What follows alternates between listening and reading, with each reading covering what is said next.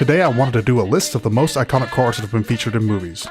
Now this is of course heavily influenced by my childhood and my overall taste, and they are in no particular order, even though at first I tried, but I have such a huge attachment to each one of these for varying reasons that it's just impossible for me to fairly rank them. So without further ado, let's jump right in. Number 5. The 1967 Shelby GT500 in Gone in 60 Seconds. Released on June 5th, 2000, Gone in 60 Seconds is one of the last ultra-influential car movies before the Fast and Furious franchise took the world by storm almost exactly 1 year later. It was this movie that lit the pilot light for what would ultimately grow into the inferno that is my passion for cars. Aside from Angelina Jolie and Nicolas Cage being the major box office pool, what do you think is more exciting, having sex or stealing cars?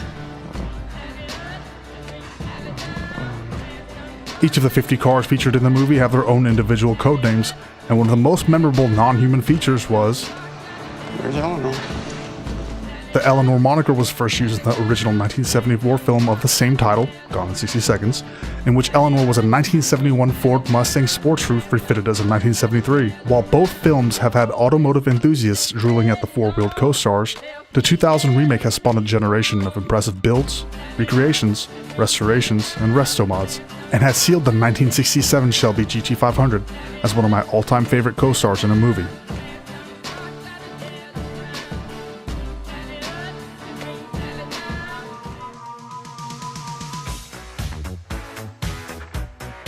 Number 4. The Ecto-1 in the Ghostbusters franchise. So I watched this movie on repeat as a child, and so many things from the library scene with Slimer, to the pink slime and Vigo's incredibly disturbing painting in Ghostbusters 2 have been ingrained in my memory. But my absolute favorite is the Ecto-1. The Ecto-1 is built off a 1959 Cadillac in the ambulance/hearse variety, and goes through some changes throughout the series. And while I love every iteration of the Ecto-1, I have to say I'm a huge fan of the Ecto-1 with the fresh paint, outfitted with all the crazy lights. Giant Jello mold. I hate Jello. Oh, come on, there's always room for Jello. I ain't afraid of no ghosts.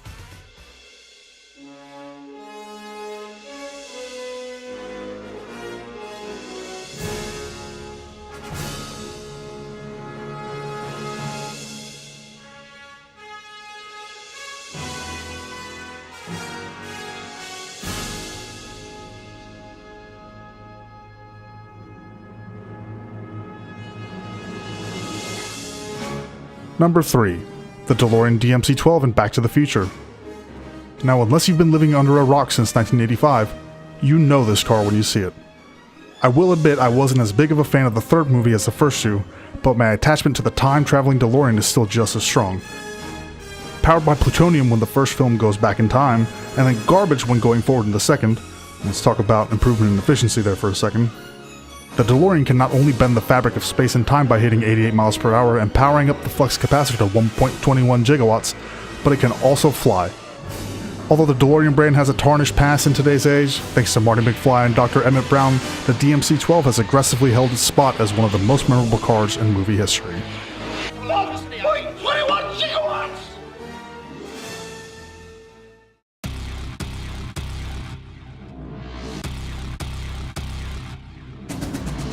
Number 2.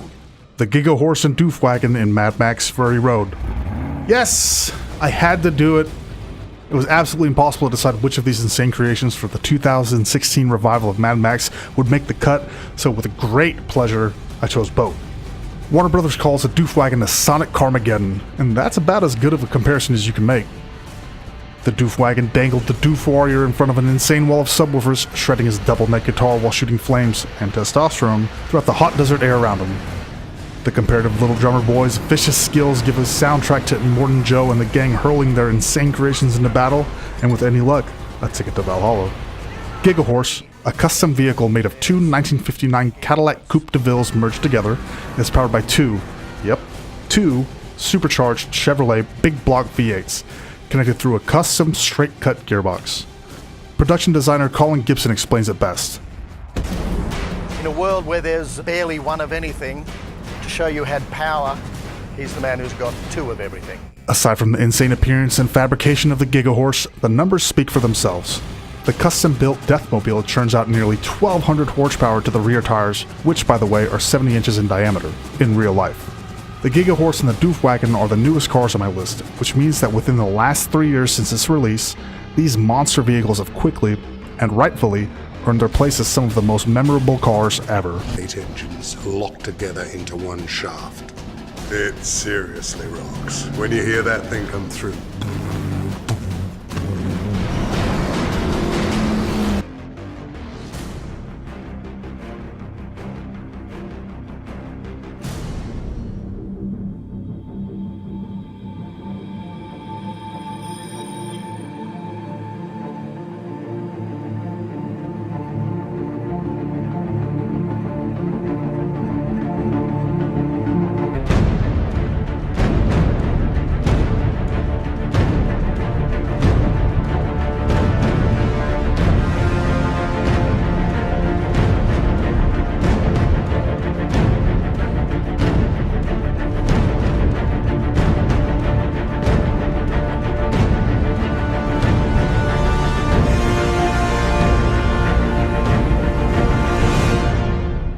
Number 1. The Tumbler in the Dark Knight trilogy.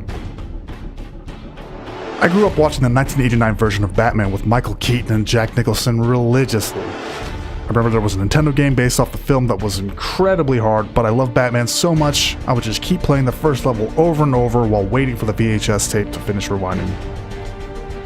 While the Batmobile of yesteryear is still impressive in its own regards, the release of the Dark Knight trilogy brought us something special.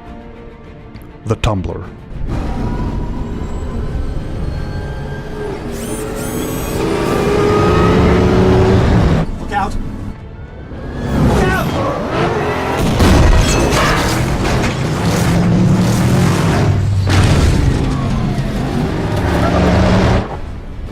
Batman's tank/ballerina hybrid vehicle gave me a feeling that I haven't been able to recreate since.